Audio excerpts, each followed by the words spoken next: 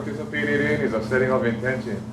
The introduction and the invitation to all of our kupuna, those that stand before us, those that have yet to come, to kind of enter into the room, enter into our consciousness, and try and give us a little bit more guidance than what we normally used to. So that's the point of what we do when we set around this kind of intention, and that's why, as cultural people, this stuff is really, really the first thing, the most important thing we do. We pray for every bloody thing. Honestly, we pray for everything. Maybe we don't look like it. We won't talk to one rocky one tree or something that's around, but that's what we do. So, mahalo no for participating and welcome.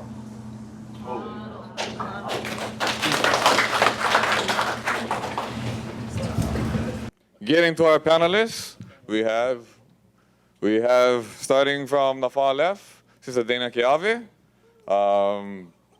I don't even know, get all kinds of stuff I can say about Dana. She's been such a great inspiration to me, but let me start with the stuff she let me tell about her. Because otherwise we can get off track a little bit. So in 2010, she studied under Master Cho. In 2013, she got a certificate with Kim Chang. In kind of like, I guess what we always get in the basics of the basics. She's been a community advocate very much for food security in the Puna side. Introducing Korean natural farming to things like forest restoration and, I mean, just, if you take all that kind of stuff and you put them into your native plantings, they're about to go crazy. But anyway, yeah, all practitioner, cultural person, well connected to Kalapana, awesome people to know.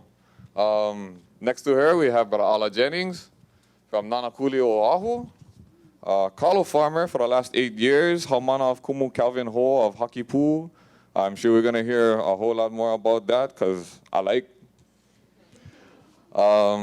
Sitting next to him, Brother Gene Tamashiro, Kaumana, Hawaii. Gene is another thing that I could say and I'm not going to say because I'm going to let people introduce themselves.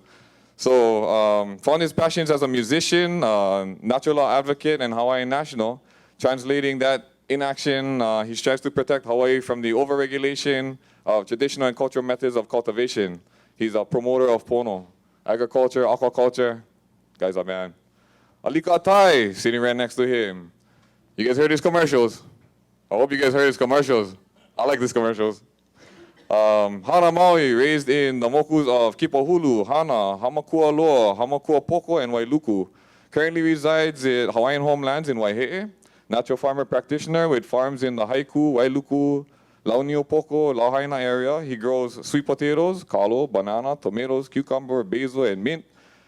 Getting hungry for the local markets and restaurants, and is also the current president for the West Maui chapter of Farmers Union, Mauna, Kahalavai. Just making sure I get that right. Chris Chang, Molokai guy, has much knowledge and much understanding in Korean natural farming methods. He's one of my uncles, like the uncle crew, you know the guys you call when you know can handle. Uncle, I need help. That's one of the guys I call. So that can kind of show everybody how much of a backup and support all of these guys are really. Every single one of you on this panel, I have great respect for all of you, and I'm stoked to get right into this and let's get going. So I guess we're gonna start with Dana down there. If maybe you like give us some.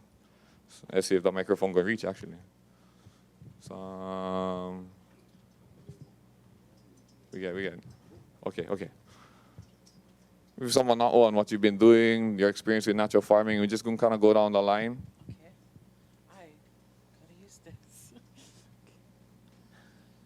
I believe the topic today was how we are implementing natural. What was the topic for today? I was just asked to speak yesterday, and so I'm just going to. Can you hear me now? Okay.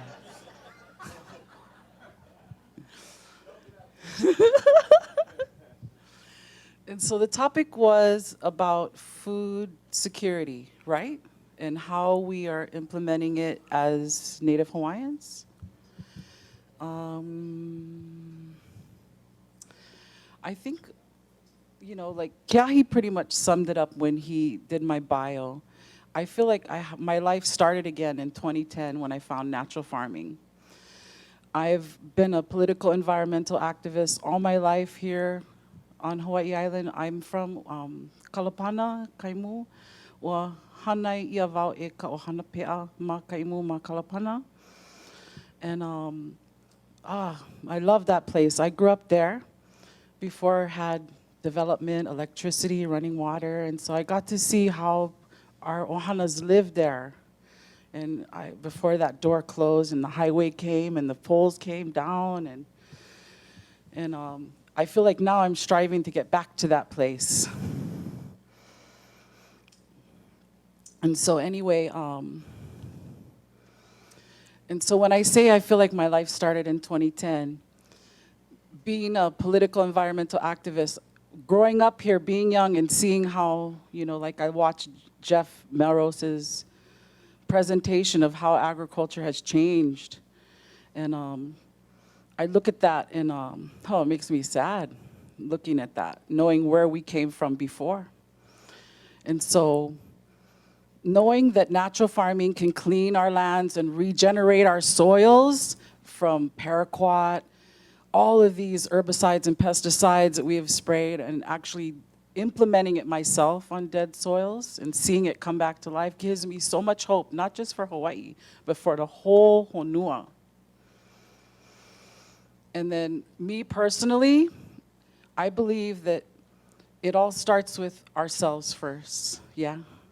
And our ohana, what our kuleana is our family and our ohana and where are we from, our ahupua'a. You know, what is our responsibility? And so when I started learning about natural farming in 2010, so excited. You know, where do I start? And so for 2 years, down at Uncle Robert's, down in Kaimu, Puna, my cousin here, his baby sister Dina, we all started practicing natural farming. And we were so excited because it was familiar to us. You know, how like in the morning time when we was growing up, the first sound you hear is rake, rake, rake, rake, rake, rake. And then you smell the fire, all the tutus outside cleaning the yard, putting the charcoal back around the trees. You know, and so much of it was familiar to us. And so anyway, that's where I practiced for 2 years. And then the last 2 years, I started meeting people like Dave Sansone, Zach Mermel, I think he's in this room, and studying permaculture, studying agroforestry, and realizing that we need to combine all of our agricultural ways of farming together. One way I learned wasn't enough. We have to grow in biodiversity. We can't just grow in these rows of one thing. You know, with natural farming, it's so forgiving. You can actually do these kind of things and because you're taking care of everything underneath. And so for me, it started on a personal level. I used to be about 100 pounds bigger than I am now. And so, and so it's been slowly working on my own health, getting healthier, you know, weaning myself off of the 3 white things, yeah? White rice, white potatoes, white flour. You know, those things were hard for me because I grew up with this generation of eating Spam and we never had electricity, so we had plenty canned food. But we were healthy when we were young because we was always swimming, yeah, in the kai. And, you know, our families, we had our churches, and so every week we worked together to get the food ready for our after our services. And so for me, it's been weaning myself off of these other ways and incorporating back our native foods like kalo, uala, and like how we're eating now, you know. And so anyway, what I've been doing the last 2 years is taking natural farming and creating what I call a hybrid of farming. Meaning, for example, last year at the Permaculture Foundation, there's something, who knows hugelculture? Okay, well, we took natural farming and on that brown layer, we started spraying our natural farming inputs, okay? And now they break down faster. Hugelculture beds are infused with microorganisms and nutrients. That's just one example.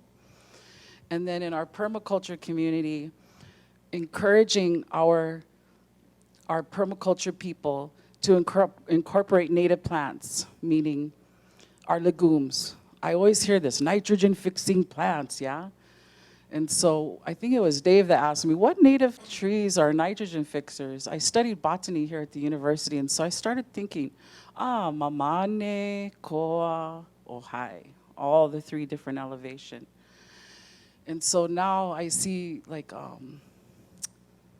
Wade Bauer, he's incorporating trees like our kukui, our native trees, into their permaculture designs.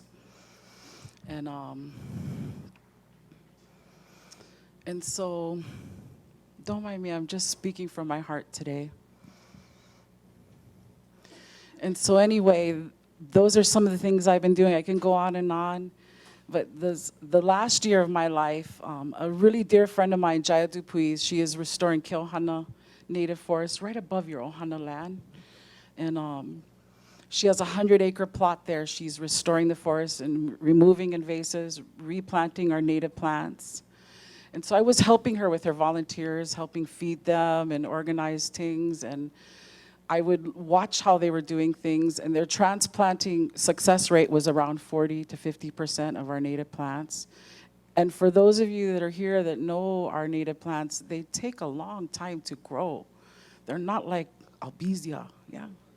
Where, you turn around above your house.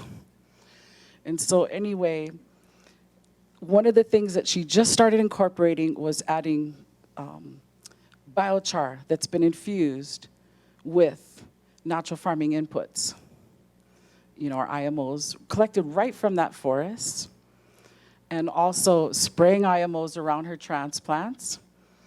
And what she's noticing is that they're not, the ones that she's been doing plots where she's doing some, not doing some. She noticed that the ones that she's doing, they're growing bigger, they're healthier. And she doesn't have to worry as much when we had those bad droughts. And so all of these things are just following my heart, listening to my intuition. And like Vince, I think he's here today. You know, what are some of the solutions, that we can come up with to malama aina, to aloha aina? You know, I think if I were to describe myself in any other way, that's it. You know, to be a proper steward of our honua, And so, the other thing that Drake Weinert and I just started doing with our koa kia'i up on Mauna Awakia. I have a couple of nephews up there, Mikey and Jojo, and they are, they're up there protecting our Mauna. And so one of the things they've been doing is pulling out the weeds, And so when I was talking to them a couple months ago, I said, hey, when are you gonna go restore, go plant some native plants? I hear the ahina endangered, So these boys have a nursery under the mamane trees up there. Bless their hearts, They have all of our native and endemic plants growing underneath these trees. And so we went up, Drake Weinert and I don't know, has anybody else made IMOs higher than 9,000 feet? Wow, we're the first ones? How awesome. So with the koa kia'i, we made IMOs at the 9,000 foot level. And then we took mullein, and we took the fireweed, which are invasive weeds, and we fermented them. And in just the last 2 weeks, my nephew's been spraying. I just saw a picture on Facebook last night of their babies. Can tell difference already. Okay, they're bushing out, they're coming more healthy. And so we've been going up there, because our heart was drawn to, help with this movement of our people rising, And so, what an honor to be up there on the Mauna. I think I can count all my life. I think I went up there 2 times, and I'm almost 50. I've been up there half a dozen times this year. And so, but with intention, with purpose. And so those are the two things that I've been doing this year. And I've also been studying with Kahuna Po'okela, Ikaika Dombrigas. He works through Hui Malama Ola Nauiwi. Some of you may have been to some of his presentations. He travels around this whole island. And he teaches how to use our plants as medicine. And so I also realized, food security is important, but we must know how to take care of our health as well. And so I've been studying with him for 2 years. And this is something I love about Korean natural farming as well. It's la'ao. Like Kim said, we take our OHNs when we feel a little bit down, and it lifts us up too, yeah? And so, for me, I don't want to look at problems anymore. I want to look at what are the solutions, yeah? And so, where my heart is in Kaimu, is in Kalapana, is with my ohana. I've been watching my family die in their 40s and 50s. It's a sad story, our history, but our next generations that are coming, they're healthier, they're stronger, they're more ileo, they're educated, they know their history, they know their language, they know their culture, they're practicing it, and so our people are rising out of genocide right now. And it's just a beautiful thing. And so my big dream and my wish is for food security for my ohana, to help us teach our family how to make no fly, no smell pig pens, chicken coops, to grow back our own, get back to our roots again, yeah? Growing haloa and our uala and our, all of our native foods again. And so, a special vision and dream that Dave Sansone and I have been working on together is creating a center that is like a pu'uhonua for our farmers, a place for all of us to go and have models of what we know all around this center, so that people can come in like this and come and learn hands-on, and then be able to go out into our community, to our tutu.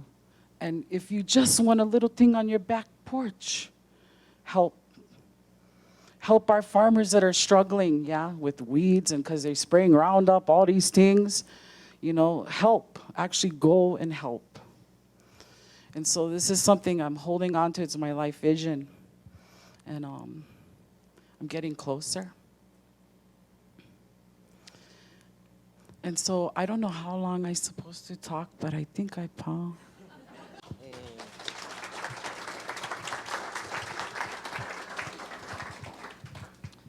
Okay, aloha mai kako.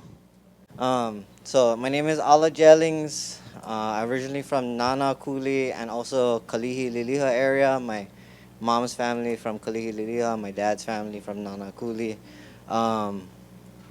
And then I moved to the windward side in 2003. And then I just have to say that I'm super blessed. I'm super blessed to be here. I'm super blessed to be able to eat the food that I eat. I'm able-bodied. I'm able-minded. And I am really, really, really blessed, I feel, to be taught to farm in a way that I was taught to farm. The way that I was taught to farm is Uncle Calvin Ho is my kumu. I worked at HFUU Learning Center. And then I was just on EA, but nobody liked go lo'i and get dirty, so I used to carry spare clothes in my car, so I would trade all the EAs for their lo'i days. And, the lo'i, if you don't love it, you burn out fast. Farming, is like that too. And so people was burning out, and Uncle Cal asked me, "What, ala? Kain, you like work at the lo'i?" And I told him, I love the lo'i, uncle, but I don't know what I'm doing. I just do whatever you tell me to do. He go, you love them. That's the main thing. So in 2007, I started taking over HFUU Learning Center's lo'i. But let me back up a little bit. I'm a child of really unfortunate circumstances, drugs, prison, all those kinds of things. Quit school in 7th grade, somehow graduated in military school, and then went to college somehow. But, that I'm of that, huli. um, I went to the lo'i and I just started crying. And I felt like I'm home. And that has saved my life. That continues to save my life. When I put my feet into that mud, I am like a plant, I get to root deep, deep into the soil. I am new to this island, but being up on the mauna really helped me to connect with the water. Yeah, the water is like the blood. It connects everything in the whole, ahupua'a on the land. It's like the blood in our bodies. And so it's helped me to learn about this place a little bit. So farming saves my life all the time, every day. And so I started working at the lo'i. And the way that I learned farming is walking through the bushes with Uncle Cal, making imu, finding bamboo, more walking through the bushes, mostly walking through the bushes. Because you don't like the beaten path, you like go through the bushes. So if you ever meet him and you like go walking with him, wear pants and long sleeve because he like walking through California grass. Um, and so talking story, over a period of time, that's how I learned on the side of him, helping him with all the things that he got to do because he's such a kind of big part of the community. He is a Hakipu'u person, the Ahupua'a of Hakipu'u, also farms and lives in Waiahole with the Rapoons and all kinds of other people. They did the big water fight and the con in the 70s and all that stuff. So I'm super blessed to be able to have learned from him. And so, time goes and then, so he don't say no to nobody. That's why he's always busy. If you spend time with him, you just gotta do what he's doing. Whether it's playing nose flute, talking, walking through bushes, I don't know, grabbing bamboo, drilling his flutes, whatever he's doing, you just gotta go and you just gotta spend time with him, and cause that's what you gotta do, if you learn anything from him, basically. And then a few years in, I call him, I tell him, oh uncle, we used to do camps at the school, and he trained me to make the imu in the way that, he was taught by his parents, his mom, I think, or maybe his uncles. And I called him, I told him, oh uncle, what, you need me for grab banana stump? He go, so I thought, kind, you get him, man? That's what he told me, and he never came back to another imu. But that's how I graduated, in a way. Yeah, that's how I knew that, okay, now he doesn't have to come and babysit me and train me and whatever.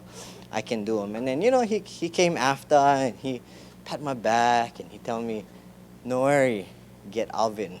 He tell me. Because get oven, because there's 40 people waiting for the imu to open. And everybody eat. But luckily, so far, anak kon seom, but everybody went eat out of the imu so far. And so I learned important lessons, from him. I've used limu from the ahupua'a that our lo'i was in Heiia. We use fish emotion. We use kukui. We use hau. We use all the dead stuff around. We use prayers. We use chants. We use friendship with the plants. So I was taught these kind of things, but I never really thought about them. I just kind of did them. And that's lucky. And then I got introduced to natural farming kind of long time ago, but I'm not really a listener. So it seemed too complicated to me. So I just kept doing what I was doing. But it came again and again and again. And then I was taught to pay attention to those things, so started to pay attention a little bit.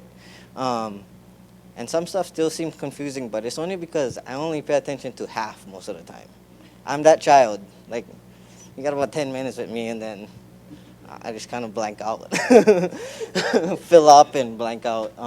But Uncle Cal said that's the guy he like in the loi, because I get stuff done, and I can go from one task to the next and keep everything kind of going, and then I pow, and everything got done somehow. I don't know how, but somehow, you know. So, I try to use the things. I'm super new at natural farming. I like just started making some FPJ, learning all the acronyms, OHN, FPJ, those kinds of stuff. But I've been using them, and when I talk about La'al, my wife is a La'al Pa'al practitioner. Her kumu is Lavon Ohai from Kauai, and she trained under him about 12 years before he passed. And so, Auntie like took the words right out of my head. I like to try mesh those things into my farming practice. So if this plant does this to my body, what plants do this for the cellular makeup of the plants? So I'm kind of trying to check those things out. I live, it's truly a lifestyle.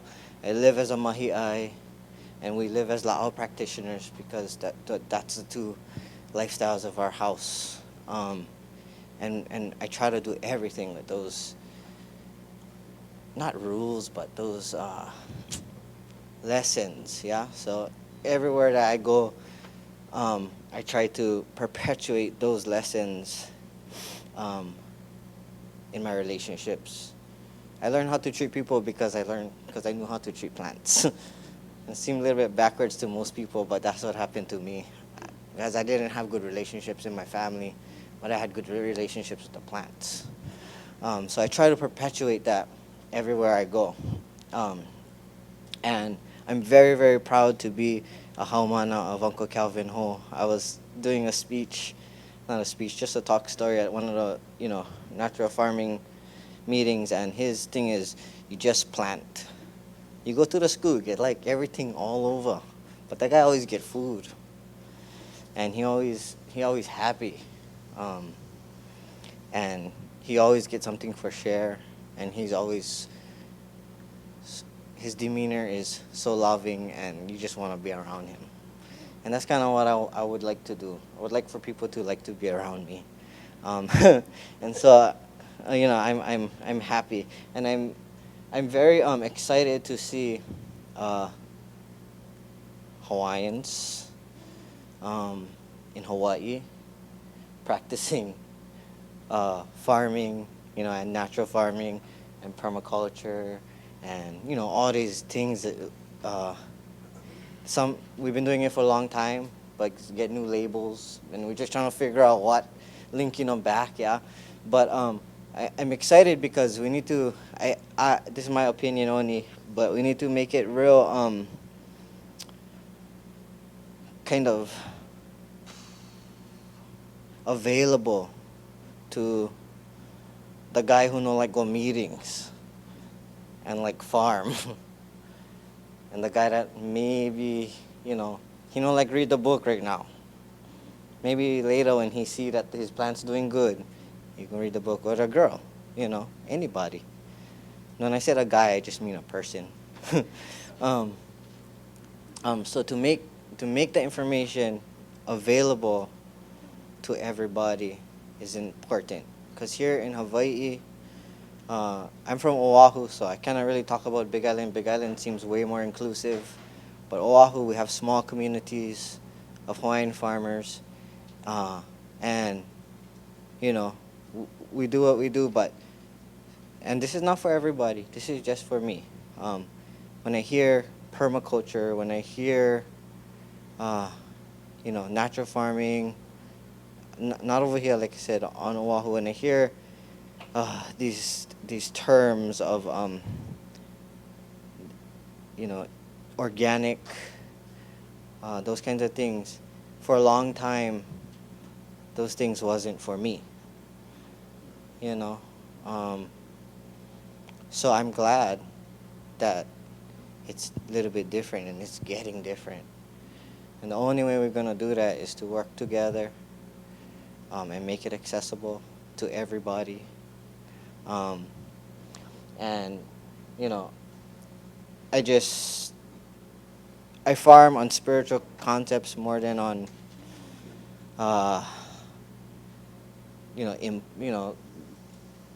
thinking about OHN. And I'm real disciplined, that's why. So for me to, I try to have a fertilizing schedule with those stuff, but I'm not too good at it. But when I go outside, I talk to my plants. I do ollies every day, those kinds of things. So I just learning, but I'm stoked that we're here. I'm stoked that we have a panel of Kanaka Weavy talking about natural farming and permaculture and all those kinds of things and mashing them together. Because we are at pivotal time right now in our nation as far as, sovereignty. We're at a pivotal time at saving our sacred spaces. We're at a pivotal time of making our land flourish in a good way and keeping the pono around. And there's plenty of people here. And thank you guys all for coming. And I think that our future is super bright. And I think that we have a lot of work, but we can do it, and we can do it together as a community. So, mahalo nui. Thank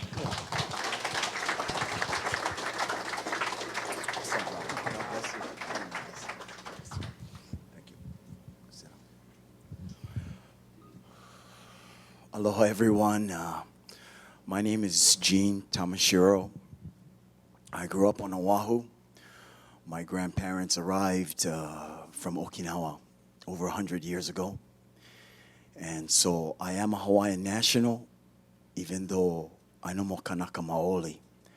I am Hawaiian, even though I don't have koko. Because Hawaiian is a nationality. There's only one race, and that race get many colors. As human race. But I was born in Hawaii, and I didn't know who I was or where I was. And this is part of a cultural context for healing and for remedy. I'm learning about natural farming in a very haphazard but heart-centered way, because some people have the kuleana to study it and to spend hours and years in the aina. And I hope one day that my current kuleana will allow me to more peacefully be in close, intimate harmony with the aina under my feet. But I see challenges, just like you, that is not so much involved with the land or the knowledge base or the labor or the resource. It's regulation. It's regulation against the will of Keakua and the will of and the ways of natural law. I was very inspired by what Keawe has done, what Maui has done, and our island here, to come together and work tirelessly. Alika knows, he will talk about that, and I'm very inspired to learn from him, to educate people and to rally them together to speak with one voice against a corporate empire that has been co-opted. It's been co-opted by companies like Monsanto. And so no matter what we do, as much as I don't want to think about it, because I want to get to the earth, I want to play with my son. But I see that the United States, which has clearly been co-opted, Washington, D.C., some would argue was co-opted in 1871 when they created the District of Columbia. And it's gone further and further down the road until the point where now the Pope is calling for everyone to unite, absolutely, as one family, absolutely. but ultimately to surrender our sovereignty, not just Hawaiian Kingdom sovereignty, but the whole United States and 196 other countries in December in Paris. It's called the Paris Climate Treaty. And so if some of you have known about the Trans-Pacific Partnership or the different trade, so-called trade agreements, that really is a cover for sovereign nations that have not been sovereign for years to now officially surrender to an unelected body selected by the United Mafia called the International Bankers. It's the United Nations.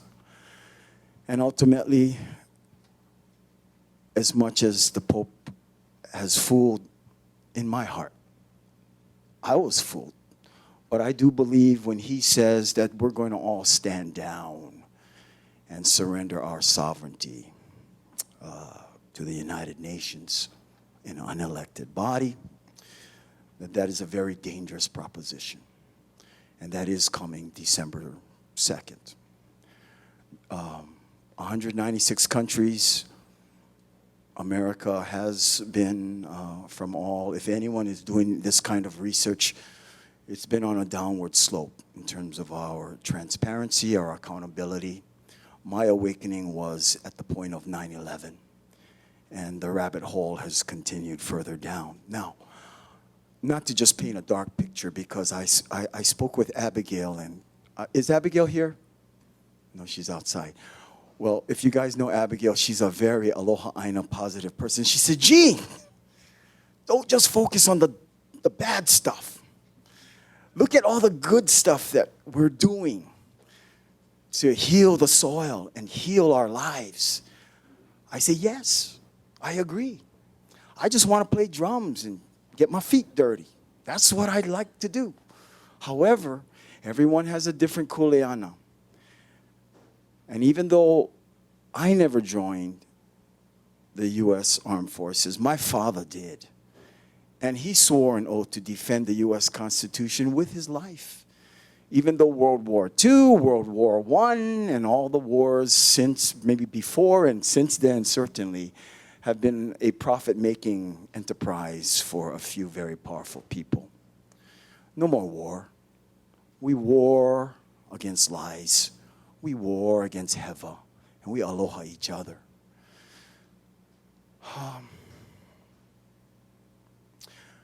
I want to also briefly address, for those of you, because I didn't know what happened to our queen, I really do believe that even though the Heva was done by people not even related to folks in this room, Heva is Heva. And so when false jurisdiction occurs at the point of a gun, we have to find a way to heal that.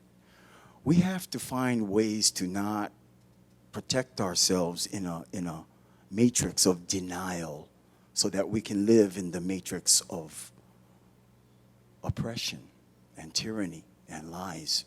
And indeed, that's what we have.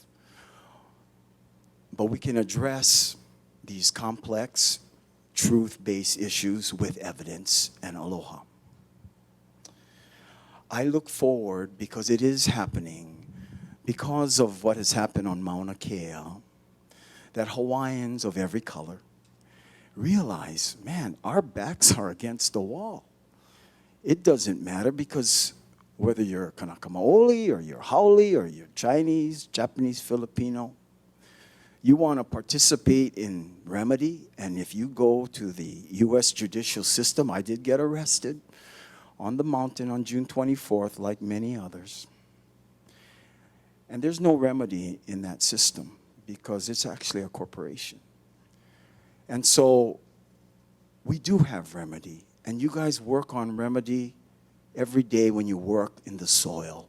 And in my small way, I do too.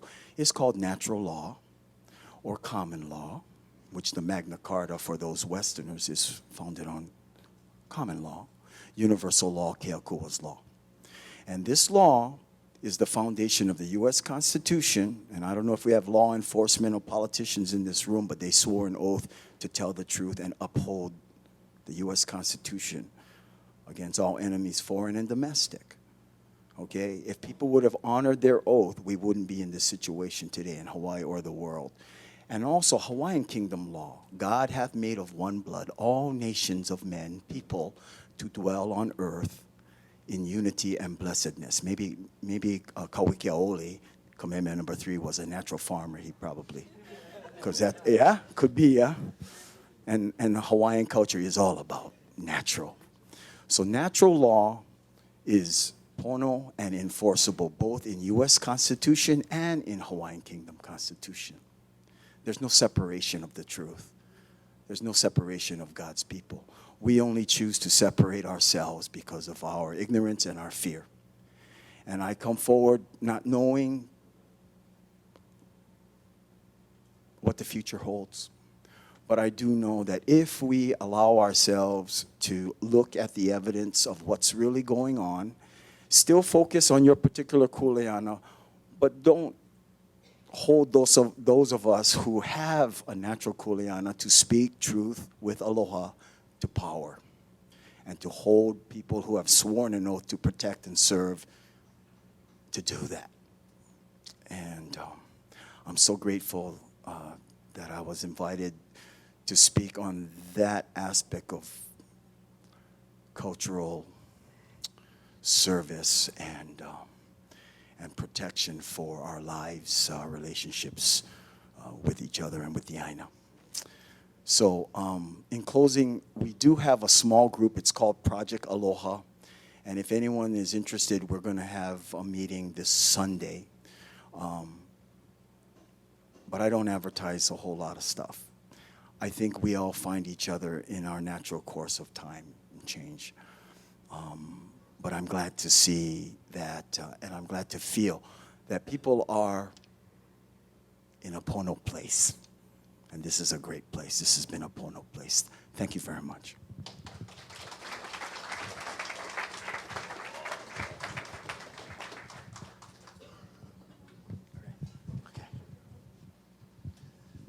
Okay.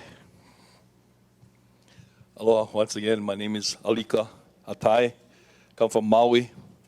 I'm just looking at this thing here. It says cultural connections, growing food was an important and integral part of Hawaiian culture and supported a large population. And so they've asked us to touch on some of the ways that these practices are being revitalized, trying to connect over to the involvement of natural farming. So right now, I wear my hat as a natural farmer and not as the activist. But actually, I was listening to him and he said, it's all connected. It's all connected. Last night you saw, yesterday you saw Ashley Lukens present on pesticides in Hawaii. But in there, hidden in there, that message was kuleana. Yeah, kuleana. We all get responsibility. But listening to that also, the other topic is aloha. Yeah, it's all about love. And as a natural farmer, the word is aloha aina. Yeah. So my position, or a lot of people refer, our activities on Maui, my actions and activities on Maui in the so-called anti-GMO activity is all connected, and it was all done on the basis of aloha aina. And I always said, I'm an aloha aina protector.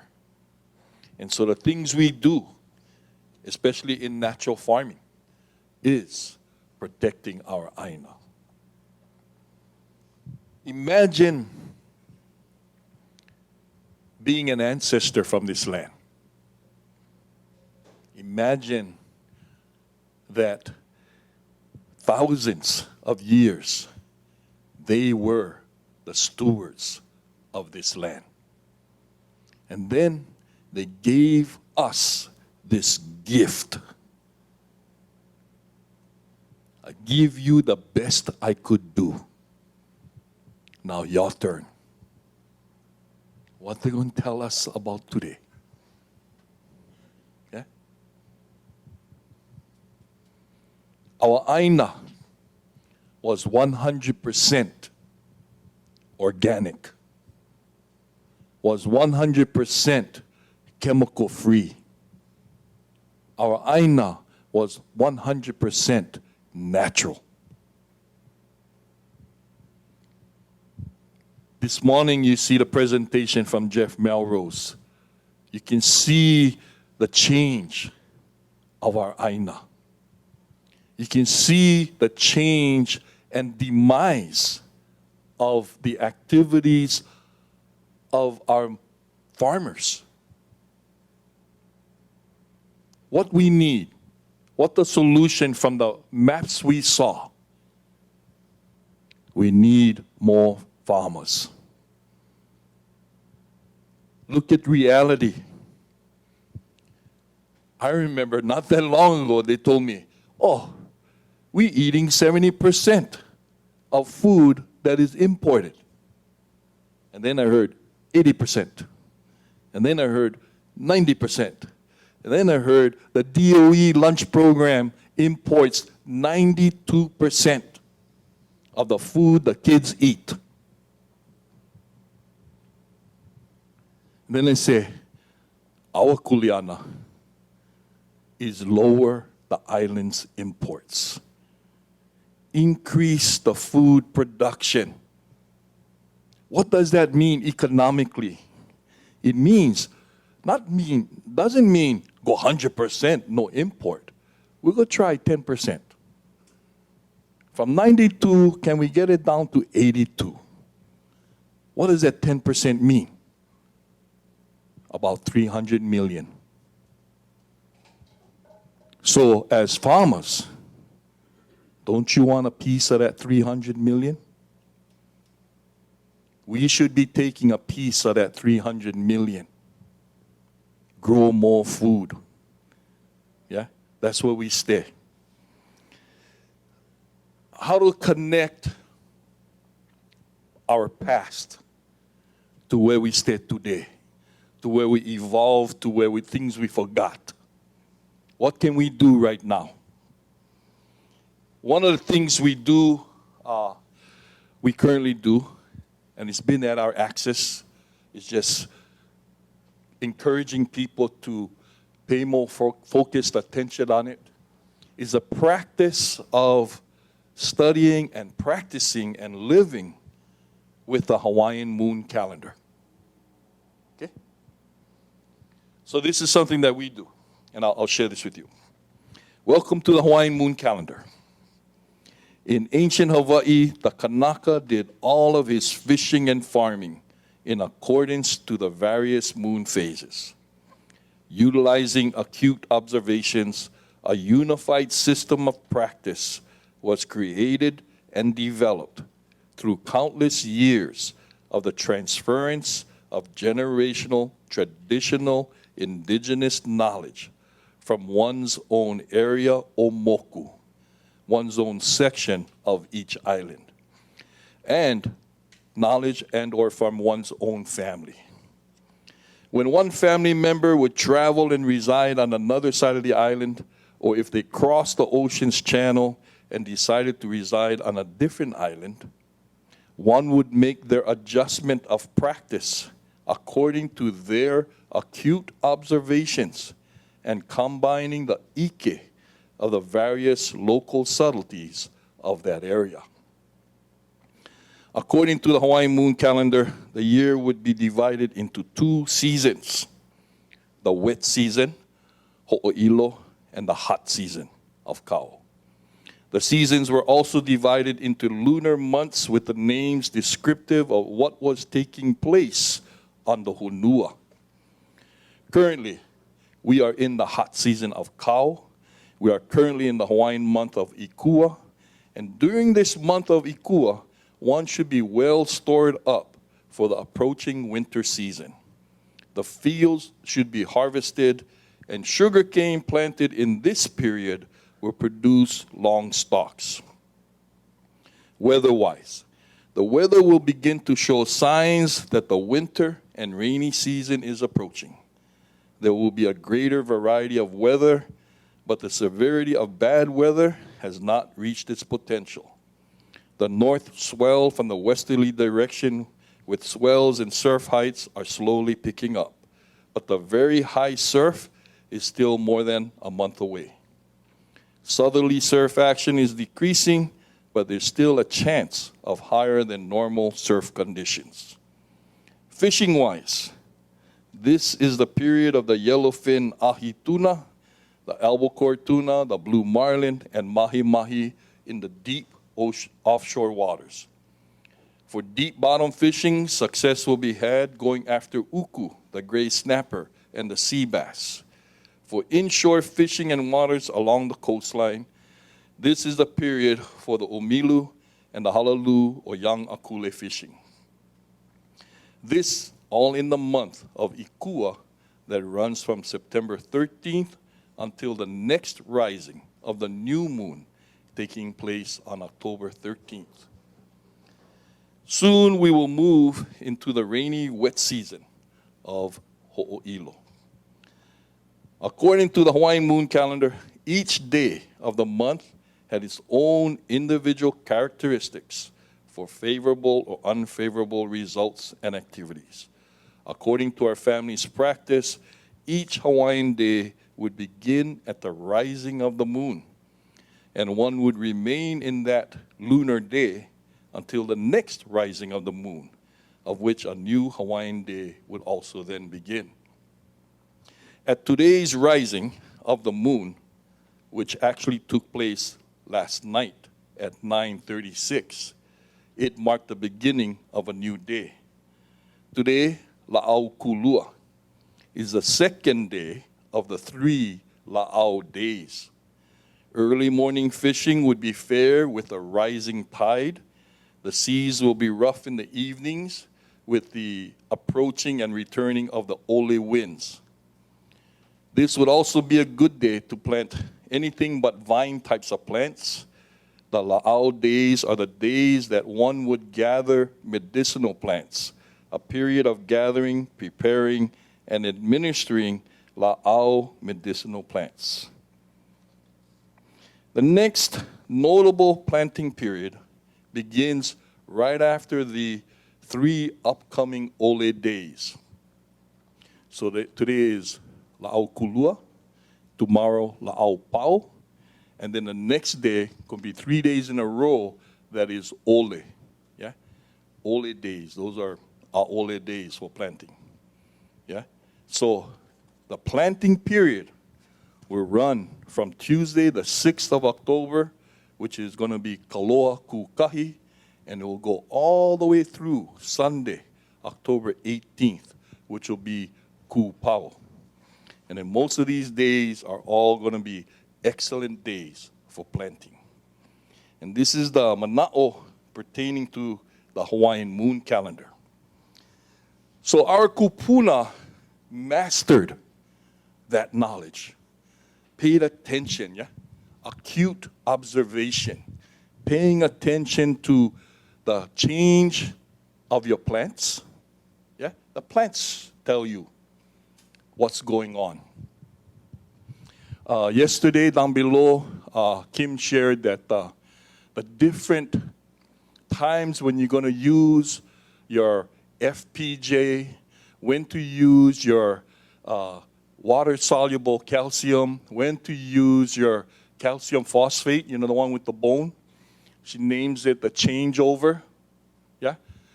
You use that when you see flowering. Yeah? So, your sweet potato. When you see the sweet potato flower come, you can spray that. Yeah? Help the plant for the changeover. Yeah? You gotta kind of like understand the plant as a person. So I kind of use the plant as a wahine person. Yeah?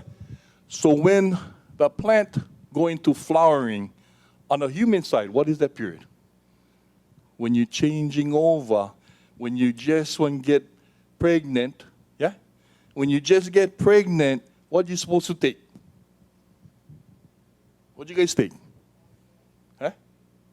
You guys take like kind extra vitamins, what? Needles, yeah? Yeah? Same thing, right? The plant need that phosphate. So calcium phosphate. spray them on. Dr. Park shared, he said, for you young women, and if you like avoid morning sickness, take the spritzer of your calcium phosphate, spray them in your salad. Introduce calcium phosphate. Because when you get morning sickness, it's a sign saying that you're missing something. Yeah? So, yeah, Dr. Park is many years pediatrician. So that was his hint, and I see that, oh, wow. I'm going to tell that to all the young women now. To avoid morning sickness, make sure you eat, in your vinaigrette, calcium phosphate. Okay? Now, when the flower fall off the plant, disappear, right after you see the flower, what the plant telling you is, now I get baby. I have a bud. I have a spud. Now your kuleana is, as a farmer, you make the biggest potatoes you can make, right? Spray calcium. Yeah? So Kim showed you guys the one with the eggshell. Yeah, add the calcium. So you have to pay attention to the plant. As the plant goes through its different nutritive cycles, that's going to tell you when you add those amendments that she just shared how to do it. I had time when I first, I've had many classes, but my first introduction went, oh, wow. This is the same kind of stuff my tutu was doing. Yeah? When he showed me about the fish, and I said, wow, all I know was my tutu told me he buried a fish by this tree. I didn't know that they were putting fish amino acid into the tree, until the connection of science. My tutu would always make sure I planted a sugarcane stalk next to where we planted a tree. Like if I planted one ulu tree, oh boy, plant 2 sugarcane. The tree grows strong. Today, now I reflect back, I thought, oh, she was putting the sugar to feed the microbes to feed the tree. Okay? So there is a lot of practice or intended biodiversity that our kupuna was doing. Biochar. The emu. Yeah? I mean, for me, what's the kind? Oh, yeah, Scott never come, yeah? For me, I wish the day that I could just burn my valley. Yeah? Because that's what tutu did. They would burn. Yeah? They would use fire as an advantage for growing. But now I got to go see Uncle Ricky, go borrow his charcoal, get the biochar, and I got to bring the biochar to the ground. So I was kind of thinking back about the emu. And Queen Emma, on record, she was an avid kalo grower. Yeah? Queen Emma would, where the emu was, is already charcoal. So what is that? Biochar. All the opala, put them back inside the puka. Yeah? Go get more dirt. All the banana stumps, all this stuff is all there. Kalva, let it ferment, let it decay, and then she plant the kalo right there. Today, the practice, so I said, oh, so they would move the emu. Yeah? Little by little, the area gets rejuvenated. But today, every year, we use the same emu, the same puka. There's no move on, yeah? So where did we, in our practice, stop that cycle? Yeah? So then now I come to the IMO. And then we're doing the IMO. And for those of you who make the IMO, I use the same concept, or I recommend the same concept. Make your IMO pile over here, this year. Yeah? When you use up all that IMO and the next batch IMO you're going to make, don't make them in the same spot. because this patch is already juiced. So we're going to move over there. We make the batch over there. You finish that one, then you move them over there. Right? So as you make your IMO batches, I recommend moving around because you're going to have to make them on the ground. I know for the demonstration, Dr. Park had them on the blue plastic, but recommended you make them on the ground so that the microbes of the soil is also participating, yeah, into your IMO. Okay? Other thoughts? I don't know if she covered mineral A, if they'll cover mineral A. Mineral A is a very important part that is needed. Minerals, trace minerals. From Korea style is they say water fall down at least, 20 feet into the stone, and you're capturing the water that splashes. So when they shared that with me, I said, oh, my tutu used to force me to go get that water from that waterfall, that the waterfall would hit the stone, and I would get the water from that pond. Why that pond? So they, in their own mind, knew about this thing called mineral A. We get mineral A. I know Master Chogan say, oh, you only can get them from us in Korea. Just like we only can get brown rice vinegar from Sempio. But we have, if you know where there is waterfall that hit the stone, go catch the water. Yeah? Turn around, sell them for $40 a bottle. Mineral A. The other thing, seawater. So important. Yeah? The ocean water. On Maui, I live Waihe'e. So Waihe'e, the stream comes all the way from the Mauka. Yeah? The fresh water from Mauka. So I would go all the way up, get that water. Before I used to germinate my seeds only from the water from Iao River. Before I used to catch them off the roof. Till my tutu said, no boy, get metal. You gotta go up Iao. So I always went up to Iao to gather water. And that's how I used to start my seedlings, was fresh mountain water that would come down the river, hitting the rocks. Okay? Mauka from Waihe'e. Come all the way down. You guys get this one, because the last pool, yeah? The ocean wave going to come inside. That's where you want to get that water. Kind of diluted. Yeah? Ocean water, fresh water. The water from the mountain, the water from the Keawe. That's the water. Okay? What you going to use that for?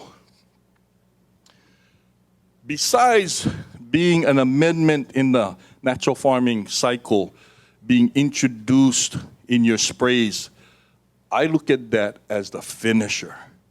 That's the one that can bring flavor, taste onto your fruits and onto your vegetables. The ocean has 83 trace mineral elements that is all in the ocean already. Yeah? So when you spray onto your plant, the plant, I believe, my concept, each plant has its own DNA. And each plant knows what minerals it needs. So you're going to spray them, you're going to give them 83, but maybe this plant only going to take up 4. The other plant might take up a different 4. But what you're trying to do is bring out the freshness and the flavor of that particular vegetable and fruit. It's not just, I used to before, I was like, oh, I'll grow the biggest. Yeah? Then my tutu said, oh, your papaya, no more taste. Okay, back up now. And I think back at, oh, what did I do? Or what did I not do? Yeah? One papaya. LAB. LAB? You guys saw Dr. Park make the one with the milk? LAB. Very potent amendment when your plant is in the vegetative and growing stage. Okay? You can probably get away using it a little bit after the flowering stage. But for me, as soon as I see reproduction and fruiting, no LAB.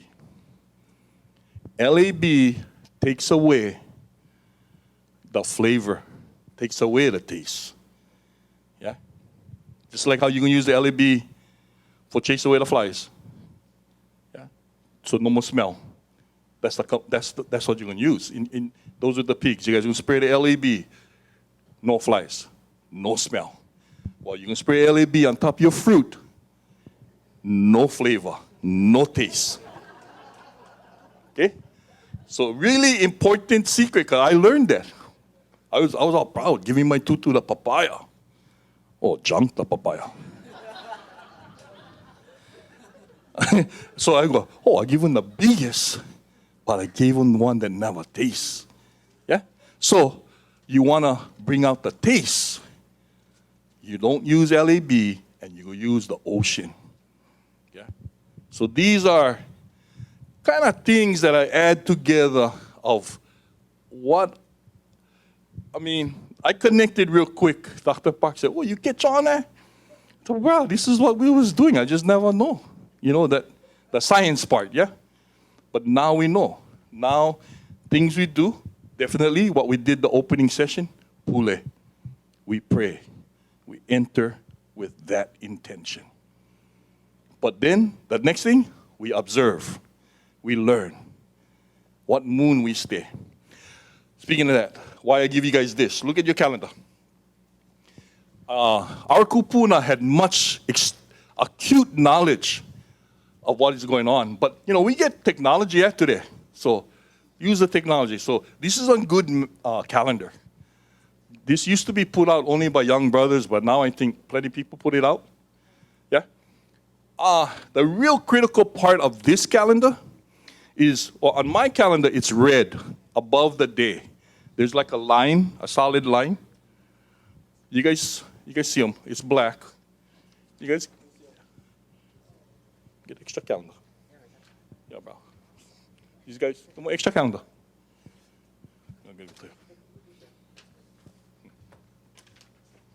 So get one black line above the where we stay. What day today? Second. Okay. So you see on mine's is red, but there's a solid black line. Yeah? That is telling you, this is really important information. That is telling you when the moon is up above you. You guys hear the saying, plant with the moon, plant with the moon.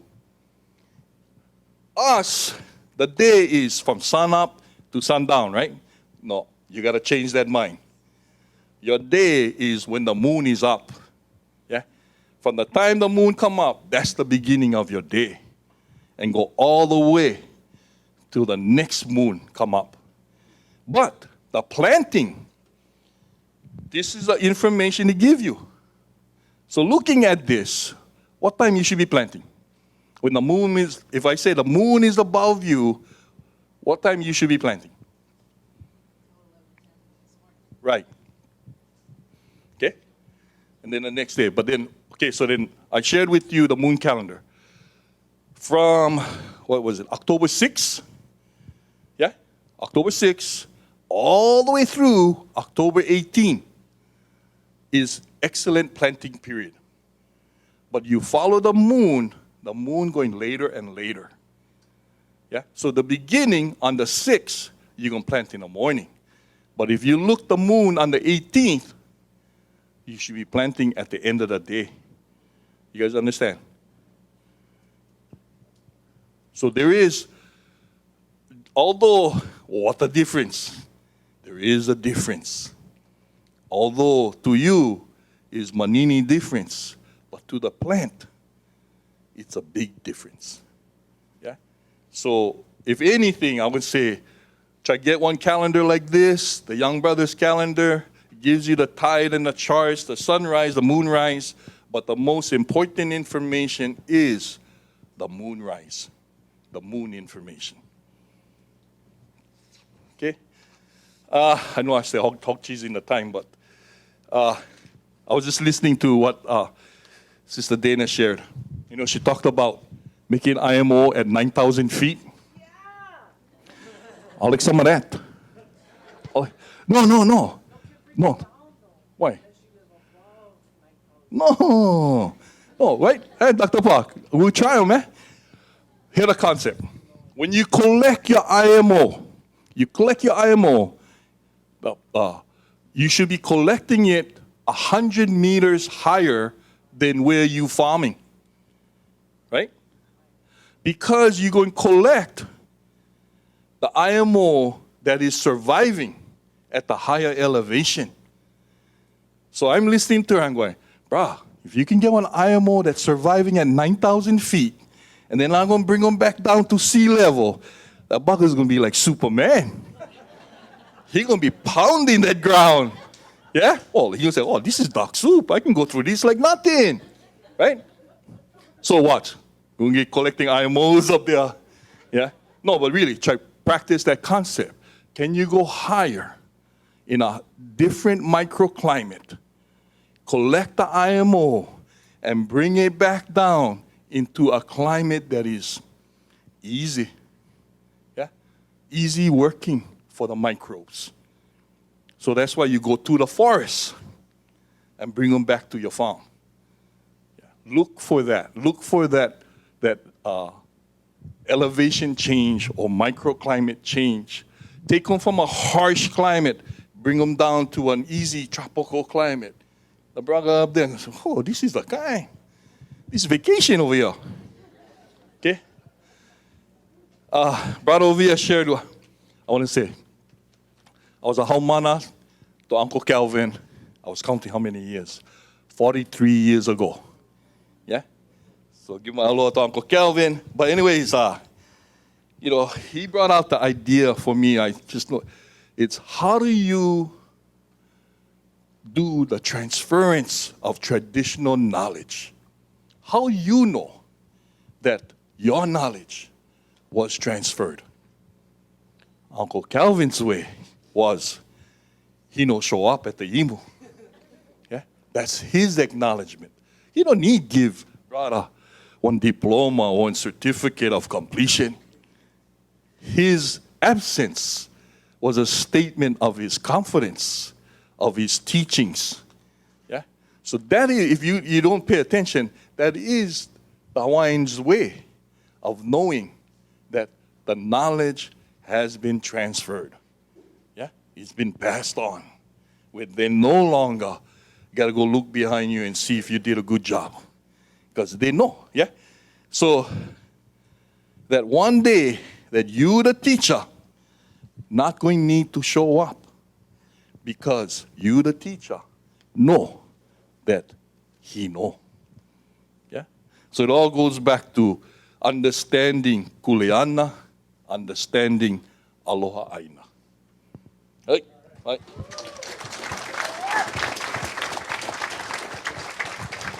Hello, everybody. My name is Chris Chang, and actually visiting here from Molokai for learn this natural farming and stuff, trying to take it all back there. And initially, I was asked to speak on what we're doing on Molokai and what's happening over there, but the topic got changed. But after all of this, I don't need to get on the topic anyway.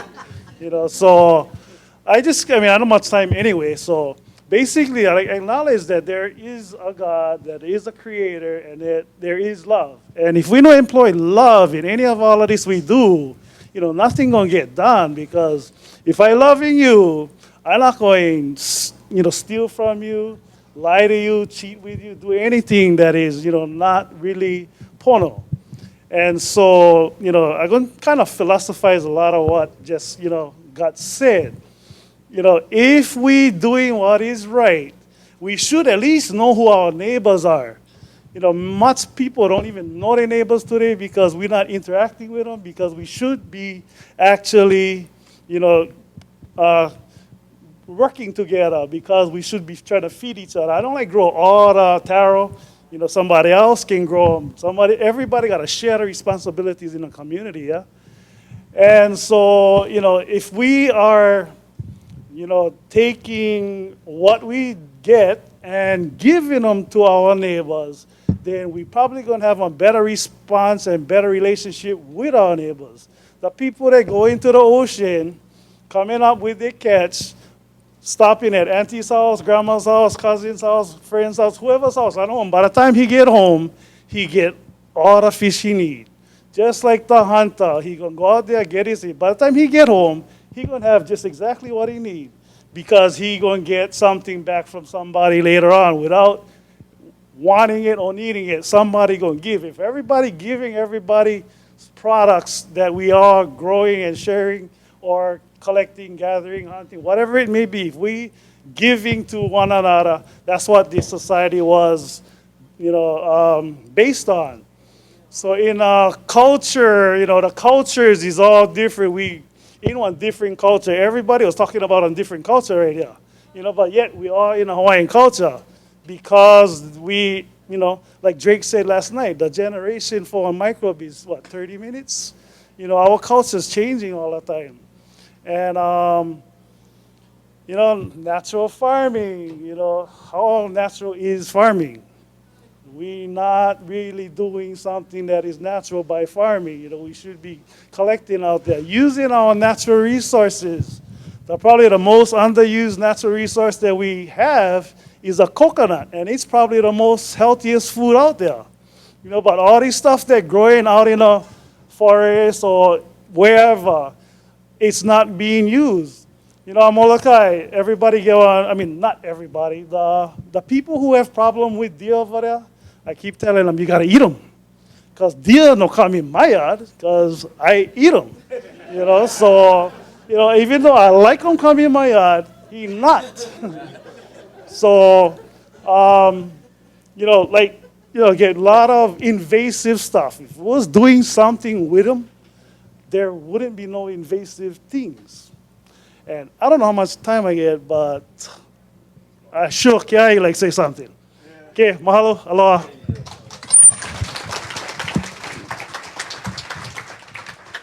Woo. Well, it's a little bit unorthodox. It's not exactly the form you used to, but for me, I had to do what was culturally appropriate. Because when you go inside somebody else's kauhale, you sit down and you pay attention and you listen. And if you talk to them after, that's fine, because we're going to be here all day long. So now you guys know exactly what each and every one of us is kind of up to and what's going on inside our head. That helps us to cultivate a better relationship, because now we're not going to spend time trying to do this back and forth thing. You guys know exactly what we're up to. Come out, check us out. For me, it's all about relationships. This whole thing is all about relationships. Relationships with my plants, relationships with all of these people on the board, relationships with all these people that are just going to meet and we're going to have all kind of relationships. That's what it's all about.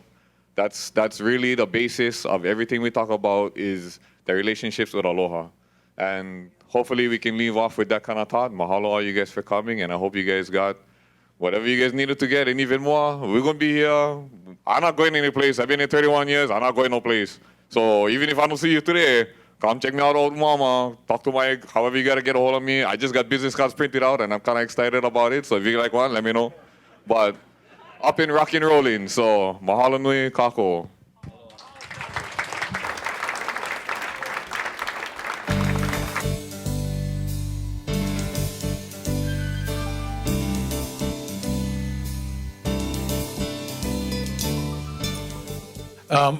we have NRCS in the house today, and this is really exciting for me because as being the chair of the National Committee on Regenerative Agriculture and Local Food, recently in Washington, D.C., with all the committee members on that from around the country who sit on that committee, got to hear a lady by the name of Bianca Mobus-Klum, who is the senior advisor to the Secretary of Agriculture on a new soil health division on NRCS. And so when I mentioned this to Adam, he said, oh yeah, Bianca, and it's the new program.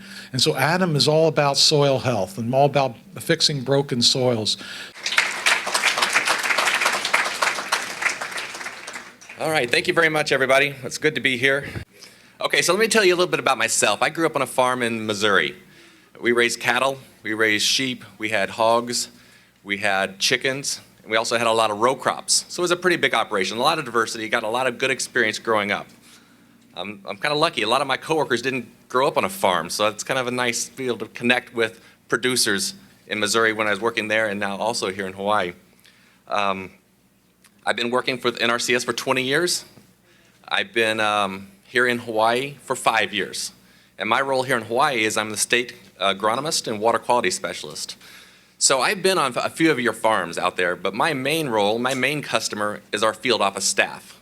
So when they run across a technical problem or a situation, they want to bounce some ideas off someone, they give me a call. So I work with our staff a lot. But I do get the opportunity to come to farms as well, and I always enjoy that very much. So with NRCS, so the first 75 years of our existence, we were really focused on soil erosion. That was our mission. But we've kind of changed with the times. And we were really good at talking about erosion. We're good at talking about soil physical properties, you know, the sand, silt, and clay, the structure, the texture of the soil. We're really good about talking about the chemical properties, the N, P, and K, the pH, the electrical conductivity, all these things like that you see on your soil test results. But soil health is a little bit more than that. It's also the biological component. Now that's new to us, but we're getting better at it fast. It's our new mission. And so when we talk about soil health, there was a big debate within the agency. Do we call it soil quality or we call it soil health? And it kind of went back and forth for a while. But we solved the problem, and I think I can use this illustration. If I hold this pin up and I ask you to describe some of the qualities of this pin, you could say, well, it's about 6 inches long, it's round, it makes a little clicking sound when you push this button, you put it next to paper, blue ink comes out of it. Those are some qualities, right? Now if I asked you, how would you describe the health of this pin? That gets kind of hard, doesn't it? Because you know why? It's not alive. But the soil is alive. So we really can talk about the soils in a health manner, and it makes a lot more sense. So that's what we're going to be talking about, soil health. And there's really 4 principles. I can teach you in just about 2 minutes the principles of good soil health. Number 1, keep the ground covered. That's easy. Number 2, reduce tillage. Simple enough. Number 3, maintain live roots in the soil as much as possible. And number 4, add diversity to your crops. And if you can do those 4 things, your soil will become healthier. But it's one of those things, something easy to know is sometimes not easy to implement. Because I know for a fact that if I were to eat healthier and exercise more, I'd lose a few pounds, right? But that takes a real commitment, that takes management change in my own life. So knowing something and implementing is not always the same thing. It's easy to know something, sometimes hard to implement. So let me go ahead and get started with my presentation. Corey? So the United States, our soils are pretty well broken in a lot of respects. We've really abused them over the years of farming. Intensive tillage for decades and decades and decades has caused a lot of broken soils. Okay, Corey. And you know, Hawaii is no exception. Now, I'm not saying anybody in here is breaking your soil, but you're probably on land who has been farmed in a manner in the past that has caused a lot of problems. Okay, Corey? So the farmer in me, when I see this photograph, you know what I see? I kind of see a nice field, weed-free, ready to be planted. Man, it kind of looks good in some respects, right? Not a lot of clods in it. It's worked down nice, powdery. Good seed-to-soil contact. Crop's going to do good. Now, if I were to ask the soil, how are you feeling? How do you think the soil's feeling? Not so good? All right, Corey, let's go one more. It might say, I'm naked. I'm hungry. I'm thirsty. I'm running a fever. This is not the way the soil really wants to look, but this is the way a lot of soils get how they're treated from time to time. So to understand how to fix a broken soil, you got to think outside the box.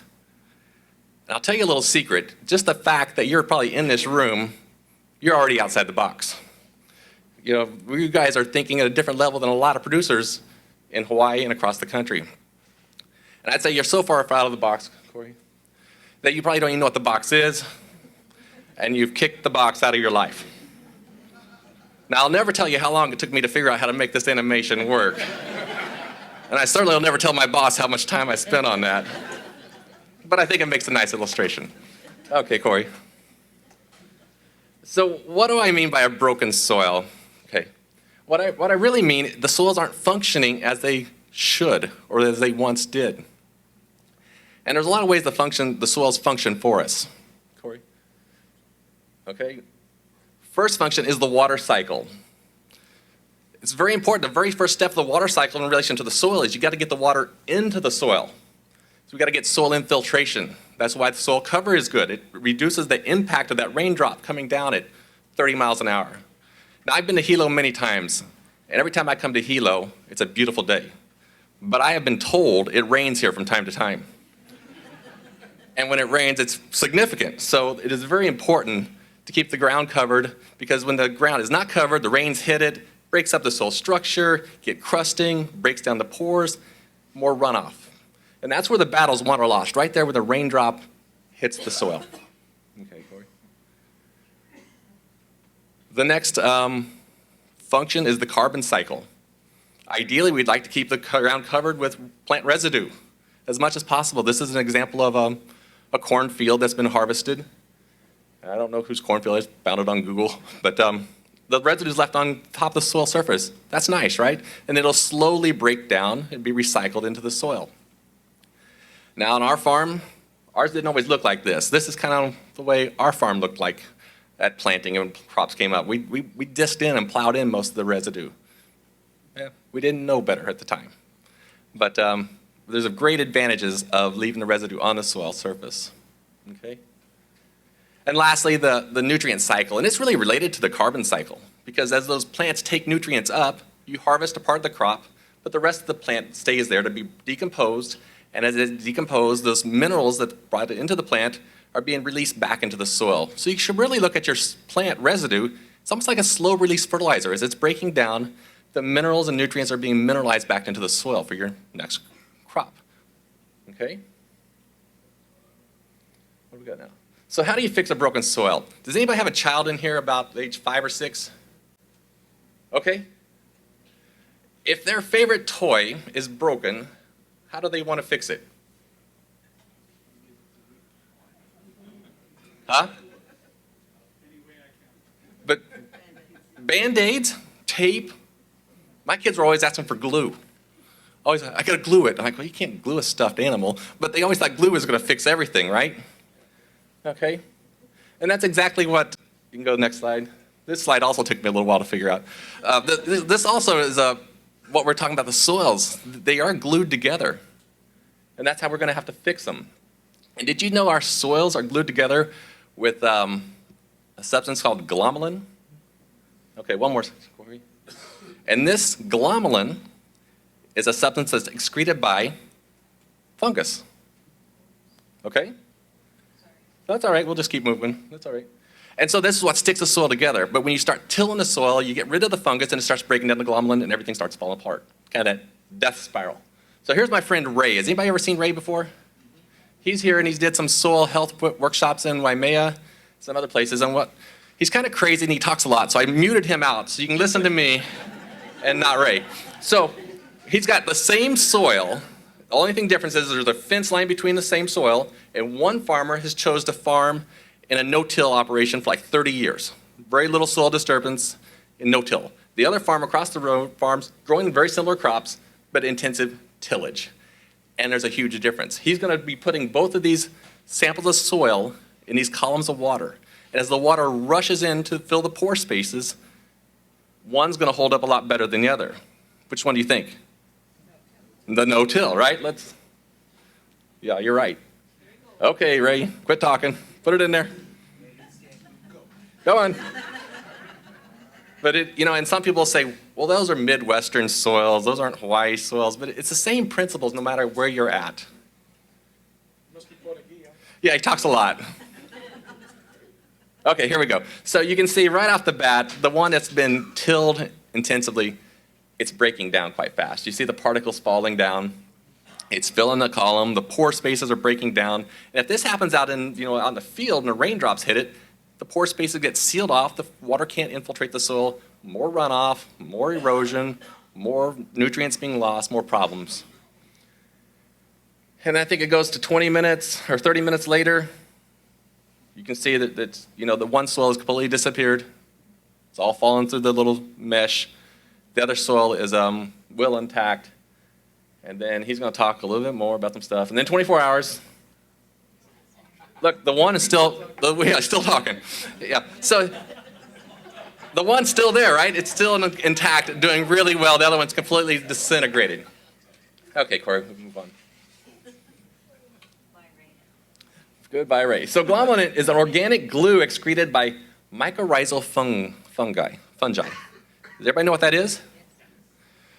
What does it look like? Spiderwebs? Isn't it I think that's kind of what I heard somebody talking about. When you collect it, that's what you want to see, this white mycorrhizal fungi. Okay, so we need to do things to benefit this organism in the soil so it'll increase and start gluing the soils back together. And this is a picture of it, through a low power microscope.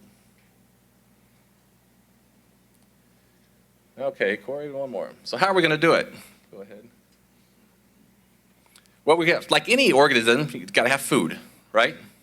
If you want to promote any kind of life, you've got to provide it some food. And the food it wants is carbon. All the microbes in the soil, the food source is the carbon, crop residue. So we have to have food. And the other thing is live roots. I heard Elaine Ingram's presentation one time, and she said the roots exude exudates.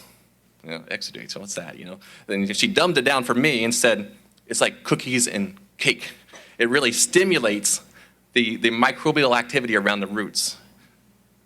And then, also you have to have water. I don't think that's much of a problem, at least here in Hilo, but not much of a problem anywhere in Hawaii. We got water. And lastly, habitat. This is not a good tillage practice if you're trying to promote good soil health. Not only is it, whipping the soil up pretty good, it seems like this person operating is trying to bounce it up and down from time to time to even make it dig deeper. But, so if we can do things to reduce tillage, increase the carbon, add diversity, those 4 principles I talked about, those are the things we need to do to improve soil health. Okay? And if we were to do that, maybe our soils will look a little more like this. Keep them covered. You can see there's a lot of diversity here. We started with a wheat crop, which is the grass, and then we went to a broadleaf. A lot of diversity there. The ground is covered, minimal tillage, and there's live roots. Okay, so I'm going to end it there. We're kind of going to get back on schedule a little bit. And we've got Sally Breadaway next, and she's going to talk about planning considerations for piggeries. Thank you.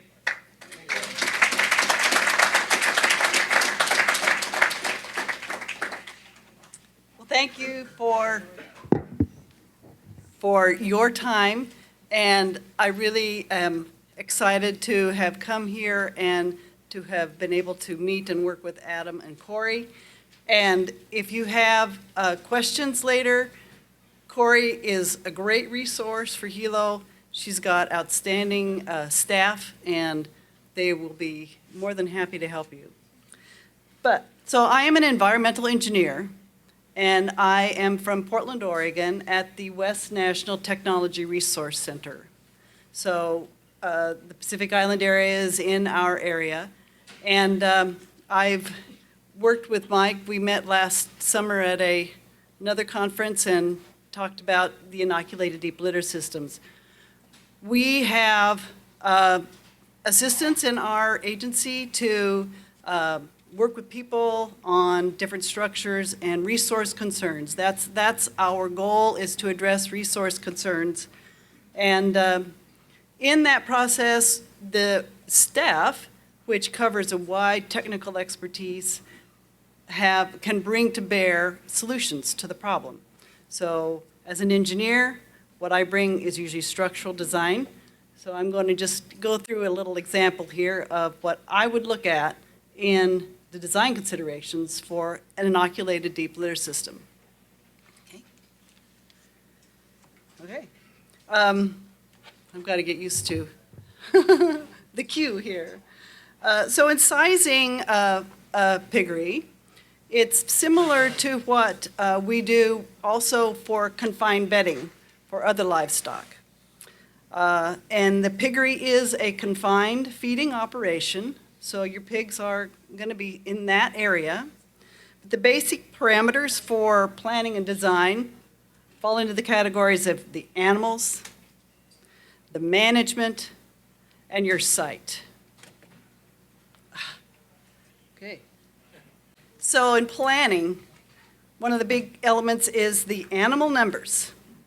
This is a really important variable for the landowner's goals.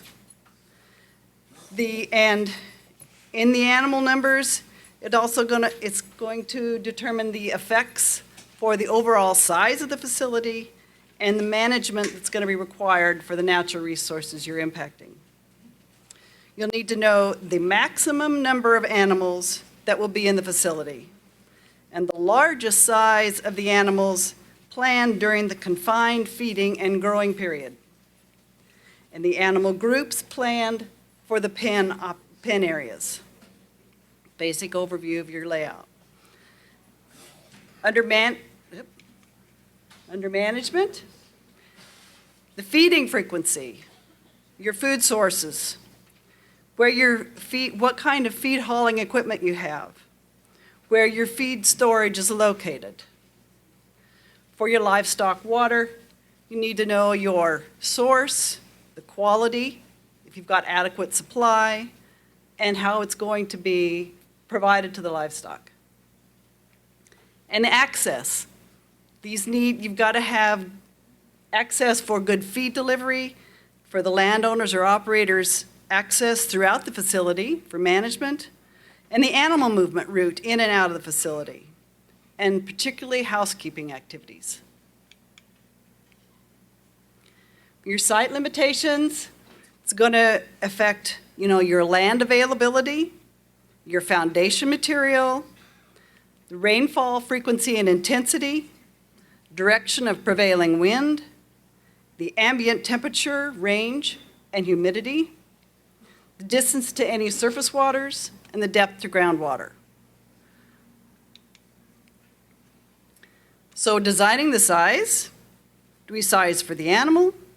Or in the inoculated litter system, do we design for our microbiological processes? Yes, both.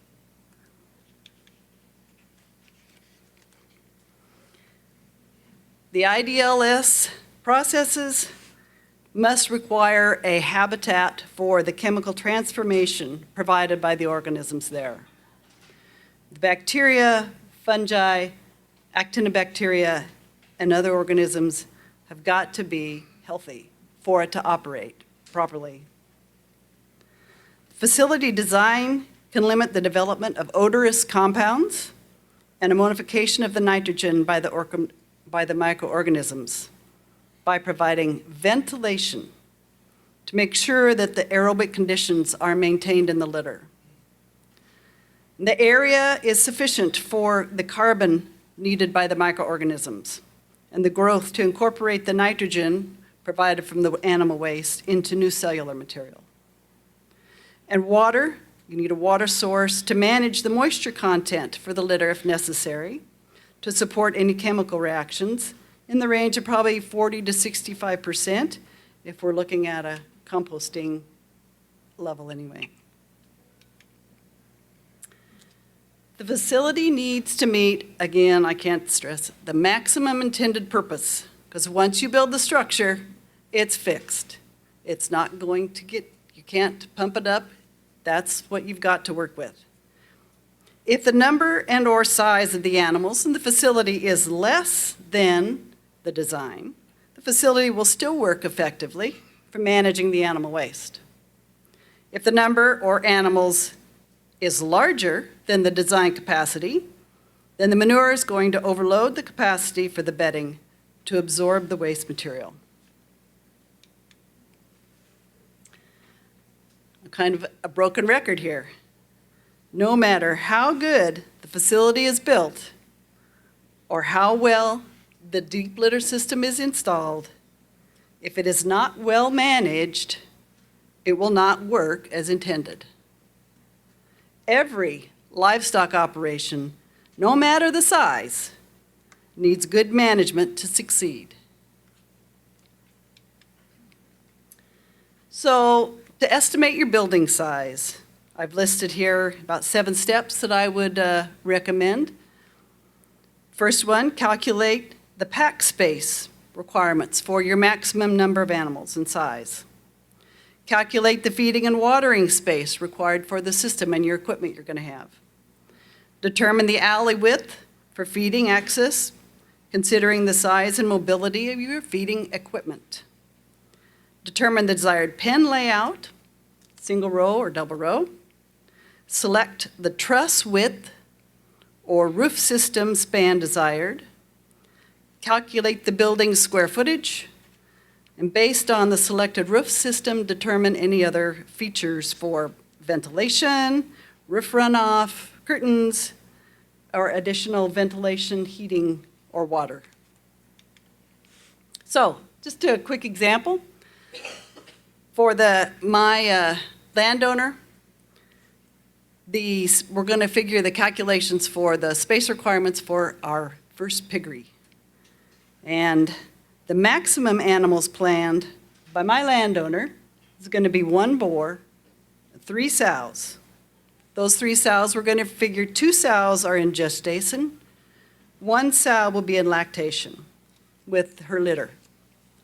And there will be 10 grower pigs that will keep up to 125 pounds, and 10 grower pigs will keep up to 200 pounds. Now, the NRCS in Pacific Island area has a sizing tool for these operations. I've posted there. So we're going to use the space that they are recommending. So for our 1 boar, we're going to have 60 square feet.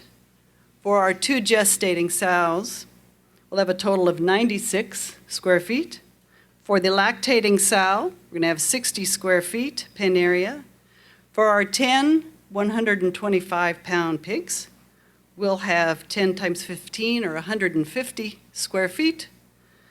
10 200-pound pigs will have 10 times 18 or 180 square feet for those pens. So we've calculated the pen area. Now we need to calculate our watering and feeding space.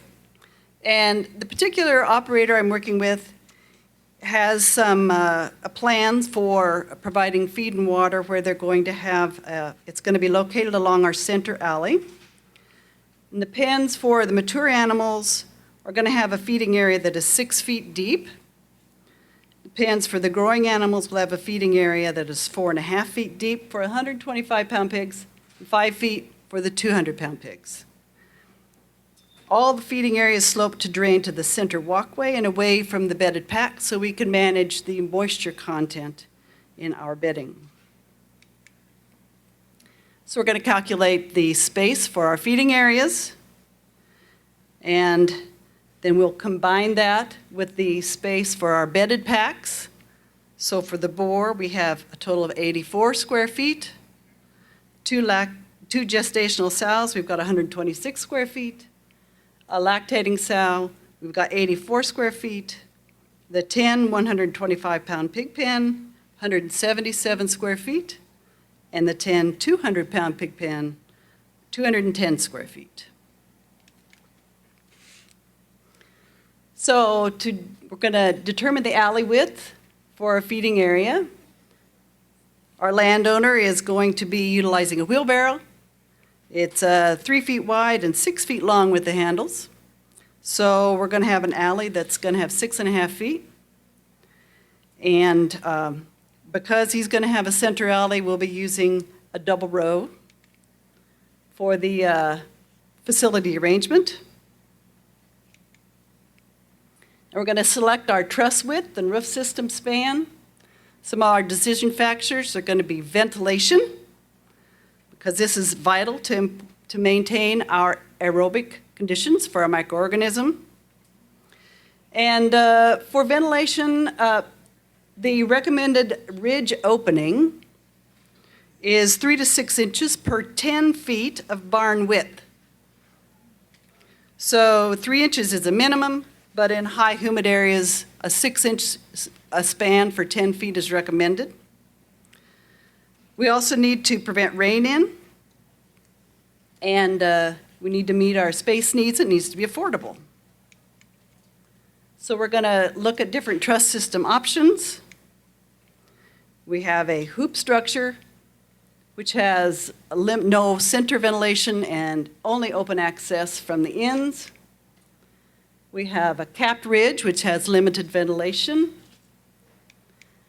There's a overshot roof style, which has ventilation, but only from one direction. There's an open ridge, which has good ventilation from all directions, but then you have rain-in problems. And then there's a open ridge with a cover, which gives us ventilation from all directions, and we don't get rain in. So for our facility and our space, we have an open ridge with a cover, and the ridge, the span for the truss is going to be 35 feet. We work backwards. We'll figure out our pen depth, subtracting a 3-foot overhang for our rainfall, and our 6.5-foot alley and a wall width gives us a 9.25-foot pen depth. It also gives us a building width of the footprint of 25 feet, and our ridge opening is going to be 18 inches. So that's going to be our design target. And then we'll calculate our length of the building, and we're going to use our the maximum needed space for both of our grower pens, and we'll calculate the building length of 51 feet. The roof area is a total of 1,785 square feet, and the footprint of the building is 1,305 feet. All of these mean that the grower has thought a lot about how they're going to operate, what they need, how they're going to run the animals through the facility, and how they're going to meet their goals for their piggery. It's a good thing to do and requires good planning. And I encourage you to work with the field office staff if you're interested in their assistance. We're not going to use any extra ventilation because we have the open ridge, and we won't need curtains. We may put up gutters so we can collect the rainwater for our water supply. And if we need extra heat, the landowner's going to put that in for the litter pen. So, Corey? Yeah.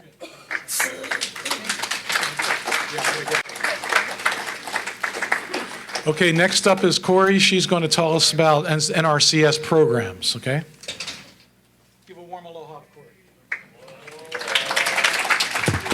Hi, everybody. So we started a little bit late, and I'm trying to catch everybody up. So we're going to jam through this thing real quickly. But the good thing about it is that if you guys have any questions about anything that's in my presentation, we have 10 field offices within the Pacific Islands area. We have 7 within the state of Hawaii. We have 1 down in American Samoa, Guam, Saipan, Palau, the Northern Marianas. So if you have any questions and you need to talk to anybody about any of our programs, you go find your local service center and you knock on their door and you tell them you need help.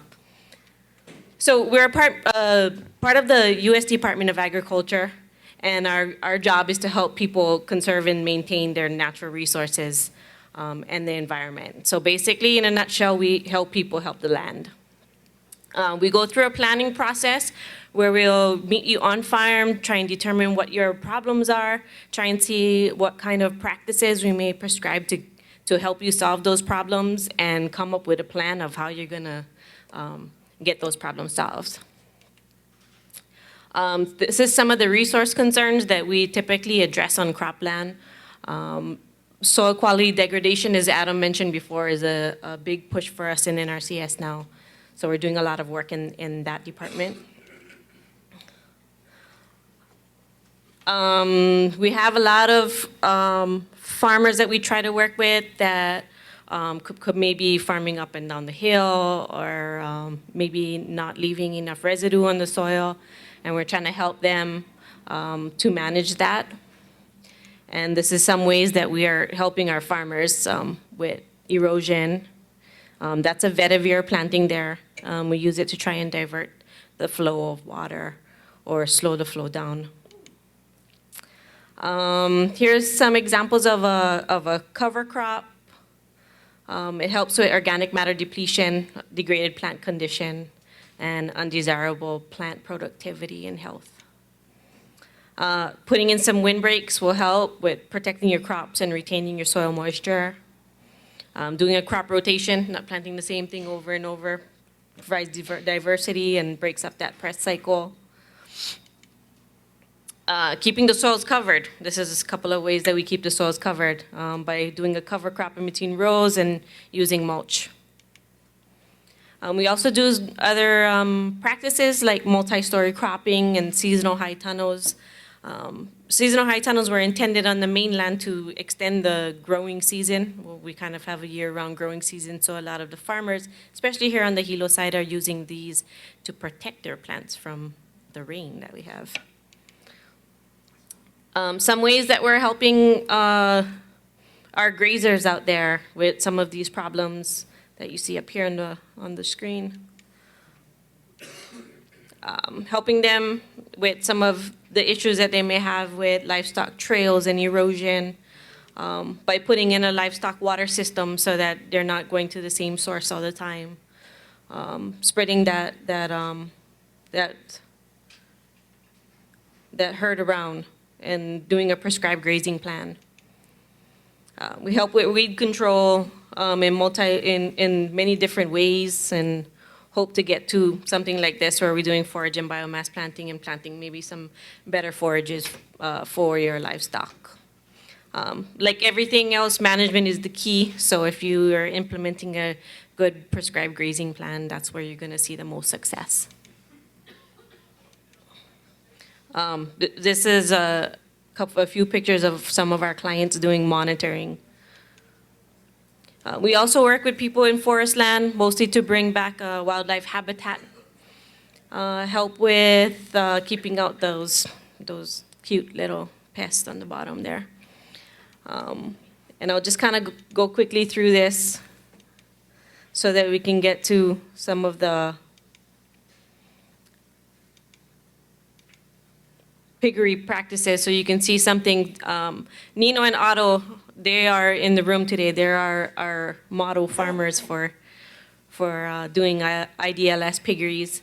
And for those of you who have signed up to go and see their farm tomorrow on tour, you'll be very pleased to see what they've done there. But this is kind of the problem that we're trying to solve here, is people raising pigs and making a mess, and it's pretty much degrading the quality of our land and our surface and groundwater. So Mike DuPont came back from Korea, brought this great idea back with Korean natural farming, and NRCS kind of adopted this style of piggery as one of our practices, and we're now using it in our planning process. These pictures are all from Nina and Otto's farm, and this kind of takes you through the construction process that they went through. A lot of concrete work, a lot of brick work,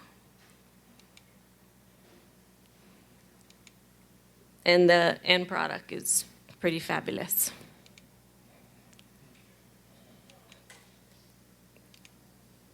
So here's some of the programs that we have readily available through our department. Biggest one that we have is EQIP. That's where we get the most of our funding from. And we can help with a reimbursement program for some of the practices that we may prescribe to our farmers and ranchers. We also have a national water quality initiative. It kind of takes care of the area that drains into Hilo Bay. And so we get separate funding for that area. We've been using a lot of those fundings to do these IDLS piggeries. These other programs are also available. They kind of treat and target different things. So if you're interested in learning more about them, like I said, you can contact your local NRCS office. There is basic eligibility for our programs. You need to have an existing problem or a resource concern. You need to either have a lease or you need to have owned the land, and you need to be engaged in some kind of agriculture production or non-industrial private forest land. You need to have control of the land for the proposed contract time, which is normally between 2 and 3 years. And you need to have the land, if you are leasing, you need to have landowner concurrence to make sure that they're okay with you with installing all of these practices on your land. You need to be in compliance with the highly erodible land and wetland conservation compliance, and we can talk you through that. And you need to be within the appropriate payment limitation requirements, which means you cannot make more than $900,000 adjusted gross income over the last 3 years. Yeah. If you have a problem with that, then I think you got it. And then if you're applying for any irrigation practices, which we hardly do here, it needs to be irrigated for 2 out of the last 5 years. There is a higher payback rate for people that may fall in these categories: a beginning farmer or rancher who hasn't been farming or ranching for 10 or more consecutive years. If you fall into the socially disadvantaged category, any of those ethnicities there. Limited resource farmer and rancher for the county of Hawaii, you need to be making less than $33,746. And if you're a veteran farmer or rancher, which you also need to be a beginning farmer or rancher, you'd also qualify for a higher repayment rate. We work together with the soil and water conservation districts, and if it's something that we may not necessarily be able to help you with federal funding, they may still be able to help you to do a conservation plan. And we always use the Cooperative Extension Service to help you with what to grow, doing soil analysis, and providing some on-farm training. If you have any questions, and if you think this is for you, come check us out. Great, Corey. Thank you very much. Thank you.